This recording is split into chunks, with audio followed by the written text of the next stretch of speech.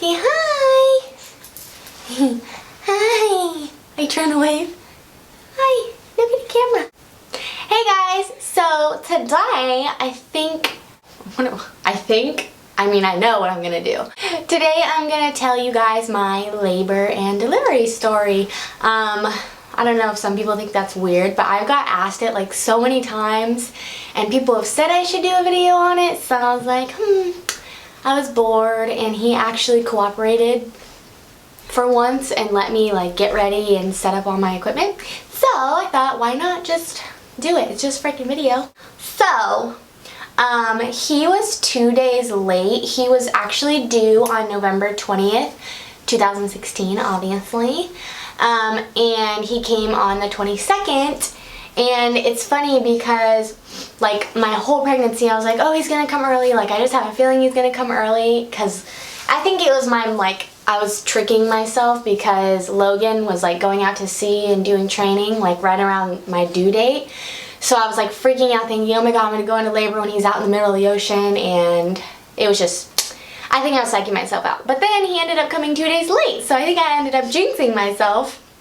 Anyways, it worked out for the best. I literally tried like everything to get my labor going.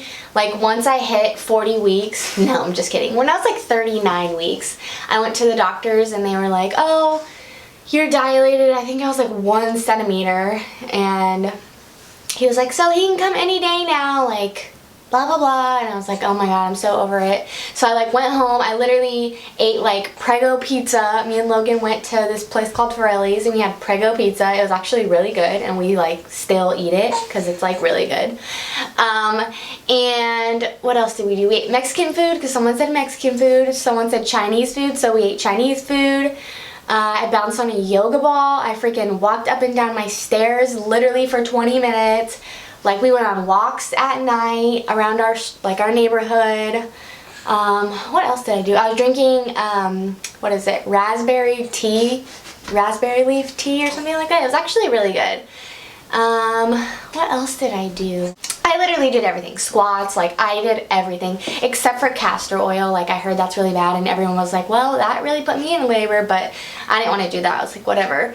So I finally I finally gave up, and I was like, whatever, this child is going to be stubborn like his mom and dad, and he's just going to come whenever he comes out. He's probably never going to come out. He's just going to stay in there forever. What was awesome that he did come a few days late is my mom and stepmom got into town, I think the 19th, the day before his due date, yeah. So they got to be here for that. And so it was the 20th, my due date, and you know, it came and went, nothing was happening. I literally didn't feel like any different. I was like, oh my god, he's never gonna come out. So I went to my doctor's appointment. What's wrong, baby? What? Wanna look? I went to my doctor's appointment and he checked me, and I literally had only dilated like another ½ of a centimeter in like, I think maybe it was a week. I feel like it was like 2 weeks, but it was probably a week. I'm just being dramatic. And I was like, oh my god, I was so frustrated. And he said, okay, well, if he doesn't come by next Monday, because my doctor's appointment was on a Monday, he said if it doesn't come from a week from today, which I would have been 41 weeks, then we're gonna induce you. And I was so scared because everyone says that like when you get induced, like your contractions are so much worse, and then like I just heard horrible stories about being induced, so I did not want to be induced. So I went home and we didn't do anything. We had pizza for dinner. I think we actually got the Prego pizza again, me and Logan and my mom and stepmom. And we played board games and whatnot, blah blah blah, and I was like, whatever. I had just given up. Like I literally was convinced that he was never gonna come out. He was just gonna be in my belly forever. So the next day, it was a Tuesday, the 22nd, and Logan was already at work because he goes to work at like 4 o'clock in the morning. And I woke up at like 7 and I had like cramps, like period cramps. Like I felt like I was gonna start my period. And I had felt those before, like I don't know, I felt them before, so I didn't think anything of it, and I was just like, oh, whatever.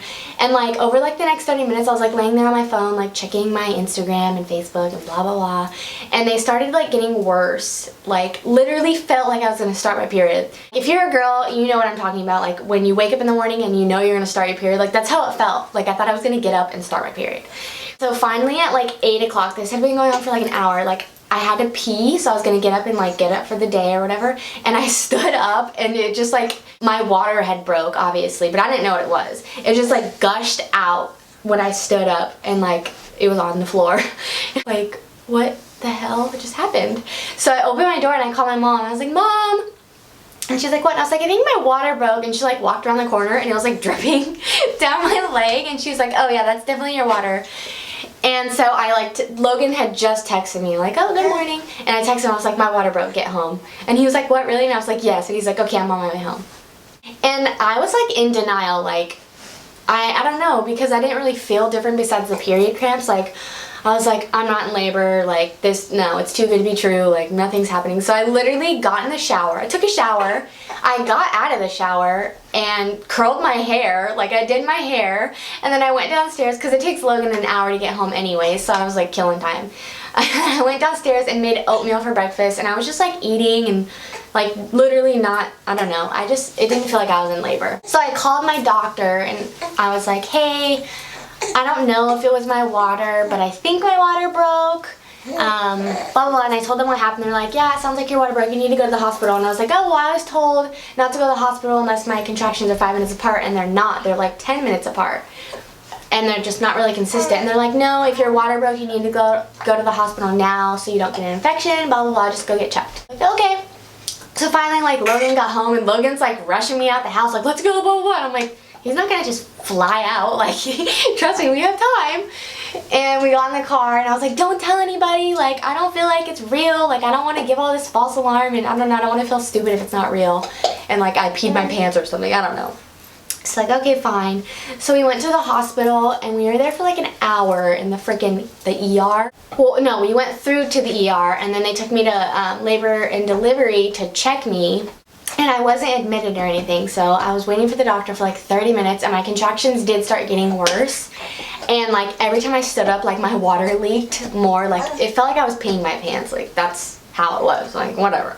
And then so the doctor came in and like, you know, checked down there and like swabbed it to test to see if it was amniotic fluid. And she's like, okay, I'm gonna go test this and then I'll come back in a few minutes and I'll let you know. And I was like, okay. And literally I was still in denial. I was like telling Logan, I was like, don't tell anyone, like I'm not in labor. I'm not, like it's too good to be true. Like I promise it's not. They're gonna send us home and he's not coming. He kept saying, he's like, yes, you're in labor, like blah, blah, blah. And I was like, no, I'm really not. So then like, I think it was like 15 or 20 minutes, I don't know, it felt like a really long time. The doctor came back and she had like a hospital gown in her hand, and I was just like, she's like, okay, yeah, it's time. And I was like, oh my god. And like, I don't know, I got like super scared. Like I was like, oh my god, like it hit me, like I'm literally about to push a baby out. So I put like the hospital gown on, and then like at that point, this is, mind you, I had only been in labor like for like 2 hours at this point. Maybe 3 hours. So my contractions started to get more painful. Like they were manageable, but they were like, you know, like a bad period. And so I went to like my labor and delivery room, I don't know what you call it, wherever I was giving birth at. So we went to that room, and right when we walked in, like I looked and there was like a jacuzzi tub in there. I was like, oh good, like I want to get in that, because usually when I did have a period, when I would have cramps, I would take a bath and it would make me feel so much better. So it's like, yeah, can you start the bath for me? I want to try that. So the nurse like filled up the bath for me and blah blah blah, and I got into the bathtub and like I turned the jets on because my back started hurting really bad, and I was probably literally in there for like, it felt like I was only in there for 5 minutes, but I think I was in there for like probably 15 minutes, and oh my god, it just like hit me like a train, like out of nowhere. It was I can't even describe the pain. I was like sitting in the bath and I told Logan, I was like, give me a trash can. Like I literally feel like I'm gonna throw up because it hurts so bad. And he's like on the phone, and mind you, he got promoted that day. Like he's in the Navy, and they called him and said, hey, you made E5, like blah, blah, blah, like all this. So he was all pumped about it, and like I was just like, you know what, I'm sorry babe, congrats, but I don't care, like I'm dying right now. So he got me a trash can and put it on the edge of the bathtub, and I was just like sitting there like with my head like rested in my arms against like the bathtub wall, I don't know, the edge of the bathtub, just like focusing on not passing out because it was hurting so bad. And then I started getting like super hot from being in the water, so I was like, give me a towel, like I need to get out of the bath and I need to lay down. So, like I got out of the bath, and like right when I was getting out of the bath, or like right before I was getting out of the bath, my doctor walked in because he had just got there, and he was like, hey, I literally don't remember this conversation. I don't remember like any conversations that I had. I don't remember talking to anyone. Like I didn't say a word the whole time up until I got the epidural. Like I didn't make a sound. So like my doctor came in, and vaguely I remember like squinting my eyes open because it hurt so bad, like to see who was coming in, and it was him. He was like, hey, whatever he said, because like I said, I don't remember. And he walked out, and like I got out of the bath and I got into the bed. And oh my god, like, oh. They say like after you give birth that you forget the pain, and yeah, I don't remember what it feels like, but I remember that it was the worst pain of my entire life, and I thought I was legit going to die. Like, I can't, oh my god, I can't. I don't know how some of you girls do it natural. So I laid in the bed, and it was probably 2 o'clock at this point. It went by so fast. Like, it's weird because I was in so much pain, you would think like time's going by really slow, but it like flew by like super fast. So as soon as I got out of the bath and got into the bed, like I was telling myself like, okay, I'm gonna try to go natural as far as I can into my labor.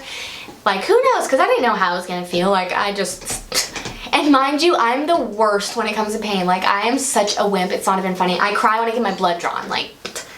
So when I was telling Logan, like, oh, I'm gonna try, like, not to get the epidural for as long as possible, he's like, oh, yeah. Like, he literally laughed at me, and I was, like, so offended by it. I was like, oh, what? Like, you think I'm weak? Or, I don't know.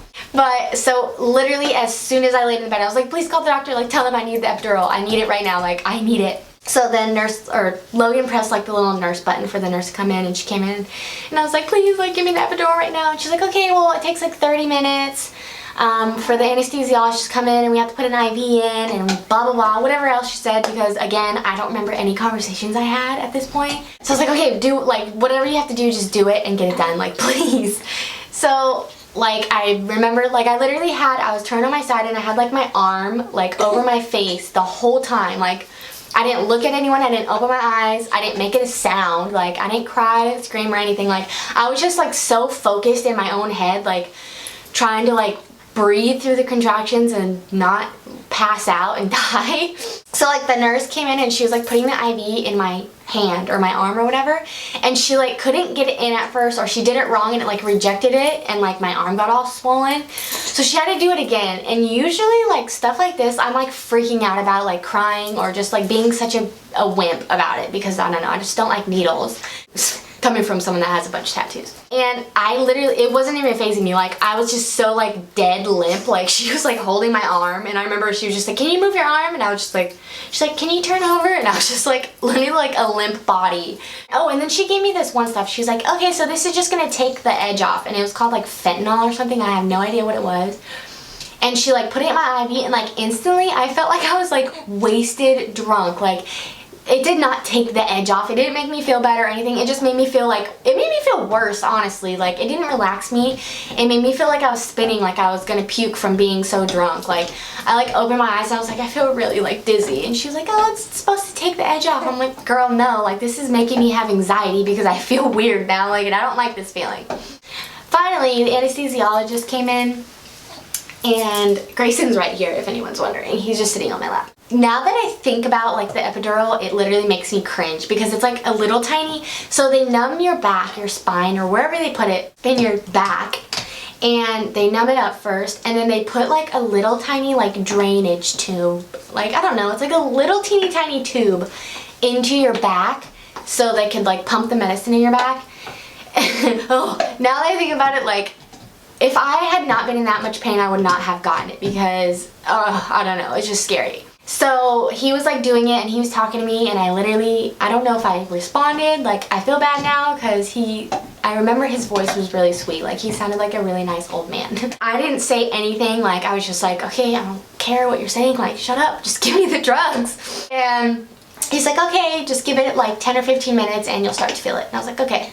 So I continued to lay there, like limp dead body with my eyes shut and like my arm over my face. And then like out of nowhere, I was just like, I was listening to my mom and Logan and whatever, who else talk, like the nurse and stuff. And she's like, do you feel better? And I like opened my eyes and I like felt like a new person. Like the pain was completely gone. I did not feel anything. Like she's like, can you feel your legs? And I could feel my legs, but they're like tingly, like as if my leg was asleep. It was an annoying feeling, but I will take that any day over that or the contractions. I'm saved! No, but seriously, like, I was so happy after that. Like, I was like instantly like, oh my God, I'm alive. Like, I was like full of energy and I was totally fine. And I was like, Logan, can you hand me my phone? Like, I want to post that I'm in labor. And I posted like a picture on Instagram. And I was like totally fine after that. That was at like 3 p.m. And after that, it was like smooth sailing. Like, so 3 p.m. comes and we're just chilling now because I feel fantastic. Can't feel anything, but yet I'm in labor somehow. And the nurse like kept coming in and checking on me and like literally nothing. It was kind of boring at this point. And then probably at like 4:30, yeah. So I had him at 5:30. So 4:30 the nurse came in. She's like, hey, we're gonna start pushing. And I was like, okay. And then she like was like putting my legs up on the stirrups and stuff. And I was like thinking like, okay, where's my doctor at? Like, I did not know that the nurses do this. I don't know if it's like, if it was just my hospital or if this is like a thing, like the nurses really do this. So I was like, what is this? And so I started like pushing. And like, I remember Logan was like holding my leg and he's like looking down there. And I was like, don't look, you're making me feel awkward. Like, I can't do it if you're looking. And he was like, I could tell it like hurt his feelings. He was like, and I was like, I don't know, I can't do it if you're looking down there. So like, he like looked at me and then I started like pushing again. And then he like looked and I was like, oh my God, whatever. So I like did that a couple times and she's like, okay, stop. And if you've had a baby, like, at this point, when your baby is ready to come out and the nurse is telling you not to push, like, do you understand how uncomfortable that is when you could feel the freaking baby like wanting to be pushed out? And I was like, no, like, I need to push. I can feel I have to push. She's like, no, don't push. Hold it. Wait till your doctor gets here. So I like stopped and I was just like, oh my God, like, literally felt like he was coming out of my butt. And I guess that's normal. Like, the nurse was like, no, that's normal, because he's like his head was all the way down there. I was like, no, literally, like, it doesn't feel right.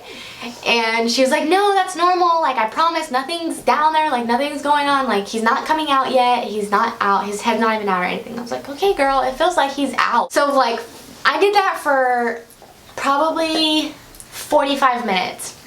And then finally, like, she brought, like, I saw her bringing in like the little crib that they put them in where they weigh them and stuff. And I was like, oh my God, shit just got real, girl, like, I'm about to push this baby out. And she's like, okay, your doctor is on his way. And I was like, oh my God.